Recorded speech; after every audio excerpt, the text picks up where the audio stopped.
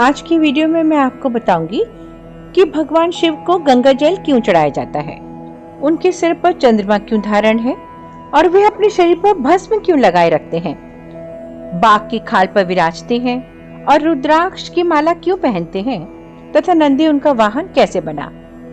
ऐसी ही कुछ बातें आज की वीडियो में आपसे शेयर करती हूँ।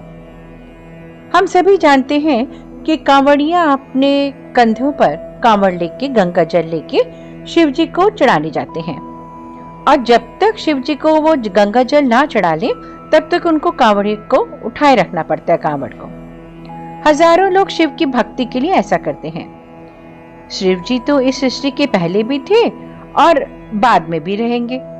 समुद्र मंथन पर कालकूट नामक भयानक विष समुद्र से निकला था और जिसके प्रभाव से पूरी सृष्टि का विनाश हो सकता था। सभी देवी देवताओं ने इससे बचने के लिए शिव जी की आराधना की और तब शिव ने अपने हाथों में लेकर इस विष को पी लिया था, जिसके कारण उनके गर्दन का रंग नीला पड़ गया और उनको नीलकंठ कहा जाने लगा। रावण, जो उनका बहुत परम भक्त था, वह कांवड़ में गंगा जल भरकर उसने लंबी यात्रा की और शिव जी पर चढ़ाया। उससे उनकी जलन को राहत मिली और उनके शरीर की जलन को भी बहुत ठंडक मिली। तभी से कांवड़ की यात्रा शुरू हुई। भगवान भोलेनाथ यानी भगवान शिव का रूप सबसे अलग है। हाथों में त्रिशूल, सर पर चंद्रमा और कितनी सौम्य मुस्कान। पर यह चंद्रमा उनके सर पर हमेशा से नहीं था। राजा दक्ष की 27 बेटियों की शादी चंद्रमा से हुई थी और दक्ष ने उन्हें कहा था कि वह 27 उनकी जो बेटियों से उनकी शादी हुई है सबके साथ एक सा व्यवहार करें। लेकिन विवाह के बाद चंद्रमा उनकी एक बेटी रोहिणी से अधिक ही प्यार करता था। इससे सभी बेटियां बड़ी दुखी हुई और उन्होंने दक्ष से शिकायत की।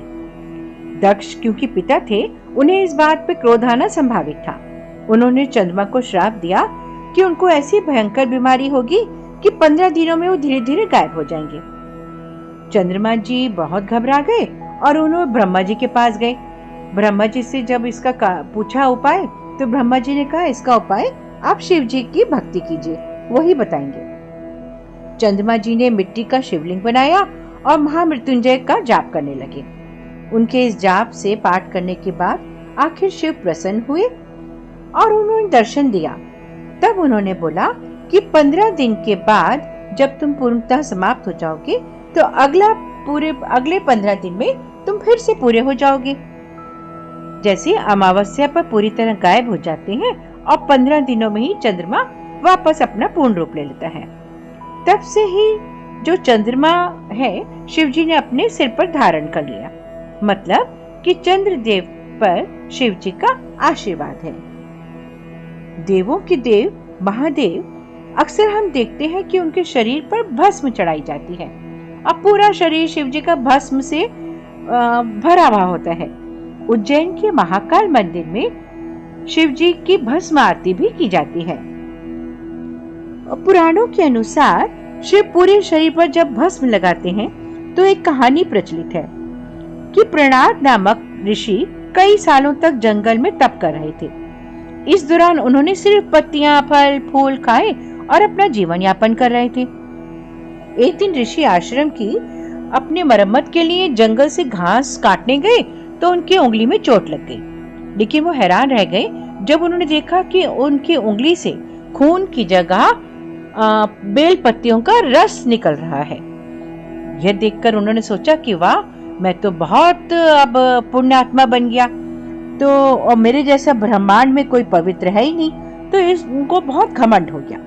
इस घमंड को तोड़ने के लिए शिव जी एक बूढ़े आदमी का वेश बनाकर उनके पास गए और जब उन्होंने प्रणाद से उसकी खुशी का कारण पूछा तो उन्होंने अपना सारा बात बताई कि खून नहीं निकला और ऐसे ऐसे रस निकला। तो बूढ़े बाबा ने कहा कि इसमें कौन सी विशेष बात है, पेड़ पत्तियां जलने के बाद भस्म में ही तो बदल जाती हैं और भस्म ही सबसे पवित्र होती है। इस बात का प्रमाण देने के लिए बूढ़े बाबा ने अपनी उंगली चीर दी और उसमें से भस्म निकलने लगी। ऋषि प्रणाद समझ गए कि ये बूढ़े बाबा और कोई नहीं बल्कि स्वयं साक्षात महादेव हैं। ऋषि उनके चरणों में गिर गए और अपने घमंड के मारे उनसे माफी मांगने लगे। ऐसा माना जाता है कि इस घटना के बाद से ही शिव जी अपने पूरे शरीर पर भस्म लगाते हैं और भक्तों को ये याद दिलाते हैं कि परम सत्य क्या है।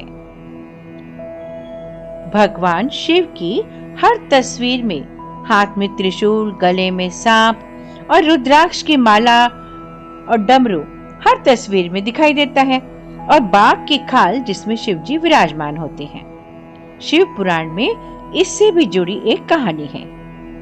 पूरे ब्रह्मांड में शिव जी जो थे वो जवान वैरागी के रूप में घूमते थे। ना कोई घर, ना कोई वस्त्र। एक बार वो इसी तरह एक घने जंगल से गुजर रहे थे जहाँ कई बड़े ऋषि मुनि के आश्रम थे और वे अपनी पत्नियों के साथ वहां रहते थे। जब शिवजी वहां से गुजरे तो ऋषि की पत्नियां उनसे आकर्षित हो गईं। शिव कई दिनों तक वहां ठहरे रहे। ऋषियों की पत्नी का मन भटकने लगा, और जब ऋषियों को इस बात का पता चला तो अगले दिन वे सब बहुत जब क्रोधित हो गए तो अगले दिन सारे ऋषि मुनि मुने मिले आपस में और उन्होंने एक उपाय सोचा। उन्होंने एक बड़ा सा गड्ढा किया जहां से शिवजी गुजरते थे। अगले दिन जब शिवजी वहां से अपने वैरागी रूप में निकले तो सभी ऋषि मुनियों ने अपनी शक्ति से उस गड्ढे से एक बाघ को निकाला और बाघ ने शिवजी पर हमला कर दिया। तब बाघ को शिवजी ने उससे युद्ध करके बाघ को मार गिराया और उसकी जो खाल थी वो अपने शरीर पर लपेट ली।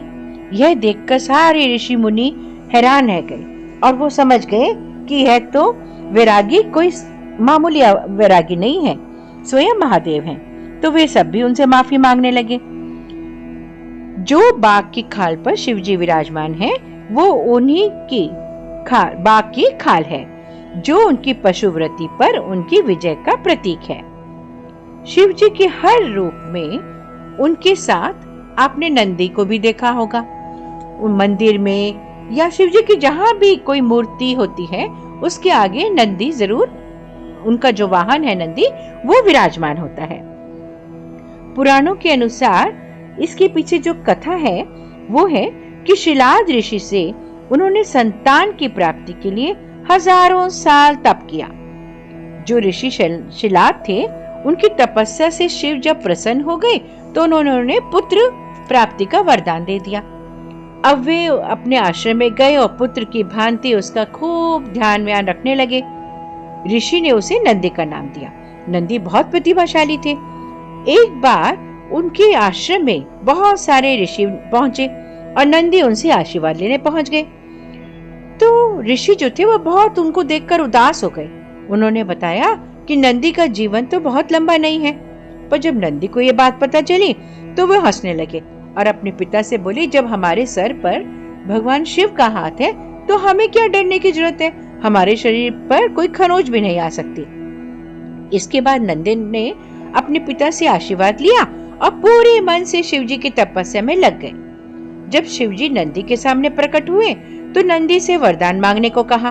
तो शिवजी उन्होंने कहा कि मुझे अपने हमेशा साथ रखिए।